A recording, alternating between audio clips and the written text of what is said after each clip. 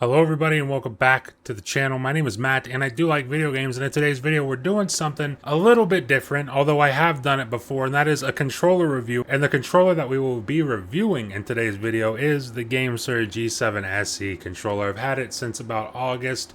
I've wanted to do a review on it, haven't gotten around to it, but that's exactly what we're doing today, so let's get into it.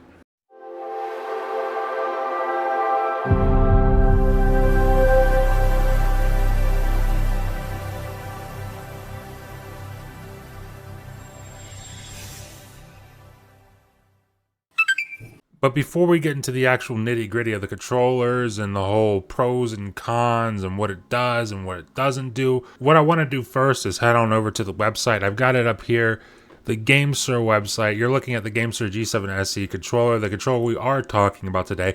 But I also wanted to show you guys the GameSir G7 non-SE. And the difference between the two will become pretty apparent as we go forward in the video. But off the bat, they're both $40 to $45 controllers. One is white, one is black. The other one, SE, you would assume that means special edition. And you might be wondering, well, what's so special about it? Well, we will be talking about that later in the video. But up front, you can see it right in the name. It comes with 1 free month of Xbox Game Pass Ultimate. And that is for existing users, because when I got my controller, I used the code and it added right to my account. So whether you're a new user or an existing user for Game Pass Ultimate, you can add that 1 month to your account. Now the GameSir G7 and the G7 SE, the controller we're reviewing here today, are wired controllers, unfortunately. There is no wireless function of these controllers. But for me personally, I'm sat here at the desk. I've got my Series S, my gaming PC and everything, or my PC. I edit, game, whatever on there. And I can just play my games wired. It's no problem because the wire doesn't leave this area.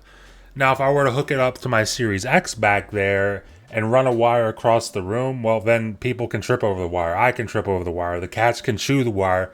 Nobody wants that. It's inconvenient, and I understand that for like 95% of people. But if you're just sat here at your desk, you've got your gaming setup here, well, then it's perfect. The controller does feature 2 remappable back buttons. There's also switches right there. You might not be able to see it right there, where you can turn them off and on if you want the back buttons completely off, so that if you tap them, it doesn't do anything.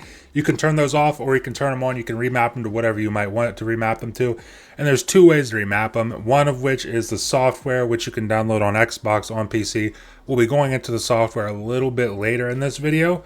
But you can also do it on the fly. Just hold down this button right here and the back button that you want to correspond with for 3 seconds, and then you tap whatever button that you want to bind to that button, and that is how you map the button on the fly. Pretty easy, pretty simple. I know for me personally, I've got the left back button binded to the left stick click, so it ends up being sprint in most first-person shooter games. I play a lot of Halo, a lot of Call of Duty. This is really helpful in those games. And then my right back button, I've got it mapped to the B button, which again, for first-person shooter games, Call of Duty, Halo, whatever you may be playing, B is usually crouch nowadays, so that's also very helpful. But before we get into the thing that I think makes this controller really, really special, I do want to go over probably my one con for this controller. I might have 2 cons. I'll get into the next one a little bit later. But my one big one is the fact that it doesn't have any trigger stops. Now, for a controller that's $45 and has all the features that this controller has, it's pretty unbeatable for that price. But it would have been nice to see some trigger stops in the controller, even cheap trigger stops like you might find in a Power A controller or something. Just something to give the illusion of like, hey, this is like an extra added feature. Would have been nice to see on the controller, but again, for the price point, I understand why they didn't do it. So basically what that all means is that these triggers function basically like any other Xbox controller, any other normal standard Xbox controller. There's no trigger stops. It's just one smooth pull, works fine. If you're used to it, then hey, it's not really a problem. But I think the one thing that makes this controller stand out, especially at the price point amongst all the other controllers, is the fact that this features Hall effect thumbsticks. Now, if you're not sure what Hall effect thumbsticks are, I'm not going to go into the science on it because, quite frankly, you don't want to hear that, and I don't know what I'm talking about when it comes to that. But what I do know is that this controller is almost impossible. I say almost, keyword almost, impossible to get stick drift on. It's still possible, but you have to go out of your way to make it happen. You have to be actively trying to get stick drift on this thing for it to get stick drift. Whereas, let's see, I've got this standard Xbox controller here. I made it in Design Labs near the beginning of this generation. I remember when the Halo beta was out, the Halo Infinite beta, I was playing that non-stop. Any day that it was live, I was playing it non-stop. And I was putting this controller through the ringer. And by the end of that beta, before Halo Infinite launched, I actually got stick drift on my right stick here. Now, after a while, I stopped using this controller for about a year after that, and then I came back to it and the stick drift was gone. I'm not sure how that works. I don't know the science behind that, but it was gone. But the fact remains that it did get stick drift. Unlike this controller, it's going to be damn hard for it to get stick drift. And I don't know about you guys, but I know my main fear when I buy any controller is in the back of my mind, I'm thinking, okay, how long is this thing going to last before I get stick drift? The fact that I can buy this controller for $45 and that is not a thought I have to worry about, I don't even have to think about it, is pretty damn awesome. And I did say we were going to check out the GameSir app on Xbox, and that's exactly what we're doing. We're here. It's called the GameSir Nexus app, so you can download that once you get your controller. And what we can do is go to Profiles, Vibrates, which is funny. Just make the controller vibrate. Updates, you can update the firmware in your controller. I believe mine is actually up to date. Yes, it is. But you go to Profiles, you get 3 different profiles to choose from on this controller, and you swap them out by going into the software. There's no on-the-fly swap, unfortunately. You can't do it from your controller like you can, say, on the Elite Series 1 or 2 controllers. But there are 3 different profiles. For me personally, I've got FPS profiles. I got a racer profile for games like Forza Horizon and Forza Motorsport. I've got a profile specifically for Cyberpunk, because Cyberpunk's weird, and the fact that it's mostly my FPS layout, except that B doesn't crouch in Cyberpunk. It's the right stick click that crouches. So that's the one thing that's changed. But we're going to just hop in. We're going to check out this profile here. And what's really cool, here you can map your buttons and everything. But if you go to your sticks, we were talking about the Hall Effect thumbsticks earlier in the video. Now, it is set to its default stick range, which means that it has a very small dead zone in which it won't pick up any movement on the thumbsticks. And that's what you see right now, where it says the movement is 0.00%. That's impressive. Now, it'd be more impressive if we could set that stick range to 0 and it would still be 0. It's actually negative 1.31 by 1.79. That's still incredibly accurate.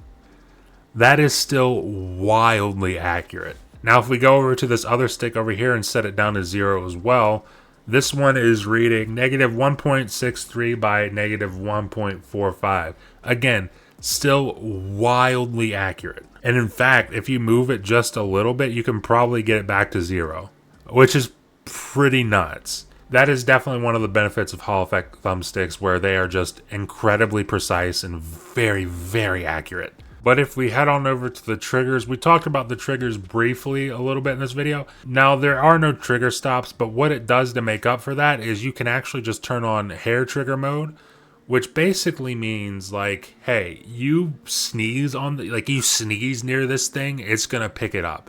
It's gonna fire a weapon in an FPS game. It's gonna hit the gas in a racing game. If you do so much as tap this thing lightly, it's gonna pick. Look at that. Like, look how much I'm moving this thing.